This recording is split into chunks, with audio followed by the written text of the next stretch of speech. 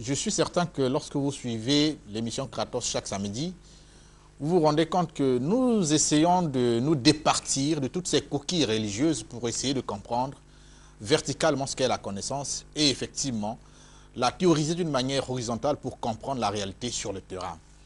L'émission Kratos se fait ce devoir encore aujourd'hui, oh Dieu merci, de vous faire venir M. Abdoul, que vous aviez suivi il y a à peu près 4 ans, avec qui on avait fait coup sur coup des émissions qui ont été presque diffusées dans le monde entier.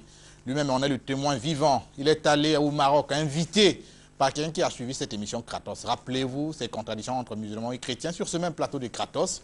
Il est encore allé en Europe parce que, bien sûr, invité par ceux qui ont suivi ces cassettes, encore que ces cassettes avaient été vendues à la gare du Nord à Paris comme des bouts de pain. Piratage, on dirait. Mais on n'a pas eu, n'est-ce pas, l'occasion de poursuivre ces gens-là. Nous sommes au Congo-Brazzaville. Nous revenons avec eux aujourd'hui, ils sont ici cosmopolites. Hein? Donc il y a les musulmans d'un côté, les chrétiens de l'autre. On va parler de qui est le salut. Quand on va chez les chrétiens, bien effectivement, vous avez deviné, il s'agit de Jésus-Christ. Mais chez les musulmans, il y a Mohammed, hein? N'est-ce pas? Alors, mais au moins, c'est qu'il y a une religion qui est au-dessus de l'autre par le fait de l'existence. Le christianisme est apparu avant l'islam. Je crois que personne ne me contredira. Aujourd'hui, donc, on est avec eux sur ce plateau pour voir qui apporte réellement le salut sur terre. Quelqu'un a dit toujours que Jésus-Christ a émis une religion, une forte religion sur l'amour. Jusqu'à aujourd'hui, les gens continuent à mourir pour lui. Alors, des musulmans aussi, l'on sait qu'ils sont nombreux à défendre la religion de Mohammed. Les 2 plus grandes religions au monde sont celles-là, si je ne me trompe pas. Mais par le fait du nombre, on parlera un peu du bouddhisme, parce que les choses sont plus nombreux, des Japonais aussi, des Indiens, pourquoi pas. Mais au niveau universel, les plus grandes religions sont donc les 2 que nous avons sur ce plateau-là. Avec eux, nous allons savoir qui des 2 prophètes apporte réellement le salut sur terre. Bonsoir, chers invités. Abdoul. Merci beaucoup encore une fois de plus.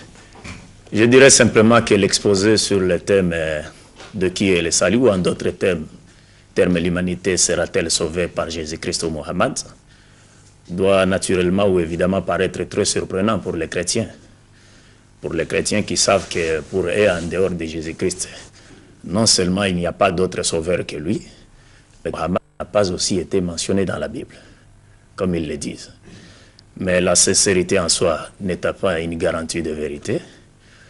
Nous disons simplement ceci, que personne d'entre nous ne peut être plus éloquente que Dieu, Jésus-Christ et Mohammed pour nous départager sur cette question. C'est-à-dire nous montrer finalement qui ou l'humanité sera sauvée par qui. Est-ce par Jésus-Christ ou par Mohammed? Au lieu de continuer, n'est-ce pas, à tirer les drapes de son côté, nous ferions donc mieux, n'est-ce pas, de nous référer à leurs propres propos pour nous départager sur cette question. Parce que Dieu qui avait envoyé Jésus-Christ et Mohammed, et ce dernier qui n'avait enseigné que ce que Dieu leur avait commandé de dire, sont mieux placés, n'est-ce pas, pour nous trancher sur cette question. Ils sont mieux placés, oui. C'est par les Écritures qu'ils ont laissé? C'est par les Écritures. Il faudrait d'abord que nous revenions encore à la Genèse pour faire un petit briefing sur le but de la création de l'homme et de l'envoi des messagers de Dieu.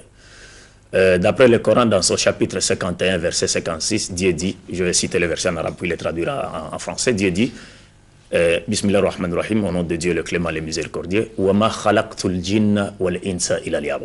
ne parle pas en langue, c'est en arabe, et ce verset veut dire ceci, Dieu veut dire dans ce verset, je n'ai créé les hommes et les esprits invisibles, ou les créatures invisibles, que dans le but de m'adorer. C'est-à-dire, il ressort clairement de ce verset coranique que Dieu n'avait créé l'homme que dans le but de lui rendre un culte pur et sincère, de mener une vie vertueuse fondée sur la volonté de Dieu exprimée dans tous ces livres sacrés, dont les derniers, nous disons nous les musulmans, et le Coran. Et en tant que vicaire de Dieu sur la terre, l'homme est appelé à faire triompher la loi de son Seigneur sur toute la surface de la terre. Et cela étant, l'homme ne pouvait pas, n'est-ce pas, connaître le but de sa création, et savoir comment adorer Dieu ou mener une vie vertueuse fondée sur la volonté de Dieu qu'au travers des messagers de Dieu. Alors c'est là donc qu'une nécessité se fait sentir pour Dieu, n'est-ce pas, d'envoyer des messagers qui ne devraient être tirés que du milieu des êtres humains. Parce que Dieu, selon les Écritures, n'a pas envoyé des anges prêcher aux êtres humains. Il nous dit dans le Coran, dans son chapitre 17, verset 95, « Si les anges vivaient tranquillement sur la terre comme des hommes, je leur aurais envoyé un messager ange. » Mais comme il n'habite pas la terre, il n'y a pas de messager ange qui viendrait sur la terre pour transmettre aux hommes la parole de Dieu. C'est ainsi, en lisant tous les livres sacrés, vous ne remarquerez nulle part où un ange s'est tenu sous un arbre ou sur une montagne et était en train de prêcher directement la parole aux enfants, plutôt aux enfants d'Adam ou aux êtres humains. Ceci contredit, n'est-ce pas, la théorie de ceux qui disent que Dieu était littéralement venu en chair ici pour venir prêcher aux hommes sa propre parole. Alors que les anges, qui sont les secrétaires de Dieu, ne l'ont pas encore fait, mais les gens croient du moins que le PDG est descendu et s'est laissé surprendre par ses propres créatures, arrêté, ligoté, crucifié, et à la croix, il s'adresse encore au Dieu créateur. Alors, je disais que donc là, partant de ce point-là, Dieu, nécessité, se fait sentir donc d'envoyer des messagers, et Dieu a envoyé plusieurs messagers dans le monde. Plusieurs messagers. Lesquels vous connaissez? Il y en a beaucoup. Il y a Abraham, Moïse, Salom, David, Jean-Baptiste, Mohammed, beaucoup de messagers. Au nombre, le prophète Mohammed nous dit ceci, il y a 124 000 prophètes envoyés. Oui, on les voit dans le Coran ou bien dans la Bible seulement. Dans 113. Vous trouverez d'autres sont cités. Il n'y a que 25 qui sont cités dans les 5 Corans. Ouais. Et d'autres également sont cités dans la Bible et d'autres messagers que nous ne connaissons même pas. Ouais, qui ont dû certainement imposer d'autres religions aussi comme... Non, qui ne sont venus qu'enseigner une seule religion, puisque Dieu est unique. Mais les Krishna, les Confucius... Oui, c'est ça. C'est comme nous. Nous disons par exemple, Bouddha fut un véritable messager de Dieu. Mais c'est juste après le passage de Bouddha que les gens ont dénaturé la pureté de la foi enseignée par Bouddha. D'accord. Alors on y va. C'est ça. Oui. Donc Dieu a envoyé plusieurs messagers. Il a suscité des messagers dans chaque nation. Pas seulement aux enfants d'Israël. Contrairement à ce que croient les chrétiens. Parce que les chrétiens croient que Dieu n'avait suscité des messagers que dans la postérité d'Isaac. Mais le Coran nous dit le contraire. Et ce que le Coran dit est affirmé aujourd'hui par la science archéologique. C'est-à-dire, Dieu dit au 16e chapitre du Saint-Coran, verset 36, « J'ai suscité des messagers dans chaque nation. » Chaque nation, chacune des nations avait reçu la visite d'un messager de Dieu. L'archéologie le confirme. Et la Bible également. Il y a certains versets bibliques qui confirment cela. Puisque lorsque Jésus cite un exemple, par exemple, le peuple ninivite, n'est-ce pas? Il le cite un exemple. Mais les Ninivites n'étaient pas des Israélites.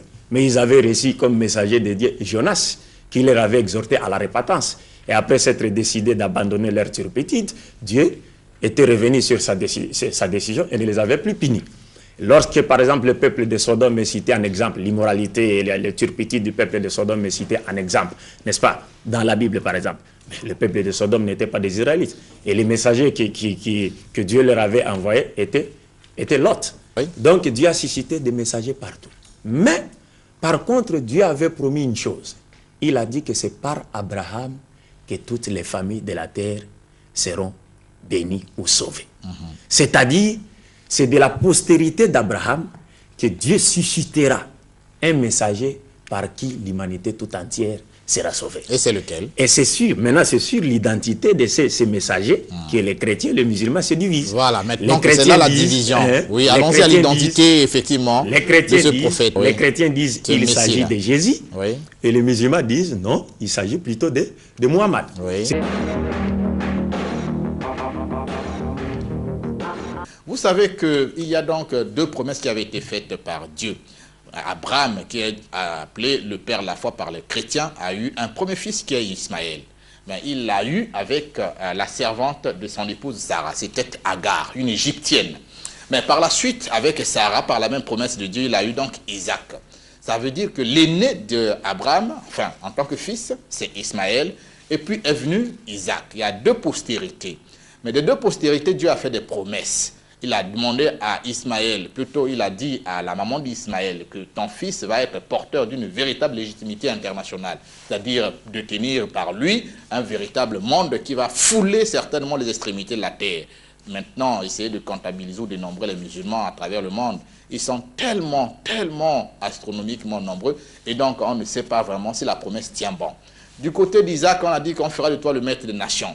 Alors aujourd'hui, vous avez l'église chrétienne qui est aussi certainement une grande nation parce que c'est la première église, ne fût-ce que par l'influence internationale, parce que tout se décompte à partir, bien sûr, de ce qui avait été choisi par les vieux maîtres, les vieux abbés, les vieux prêtres. Vous avez le calendrier grégorien aujourd'hui, il est tout à fait chrétien.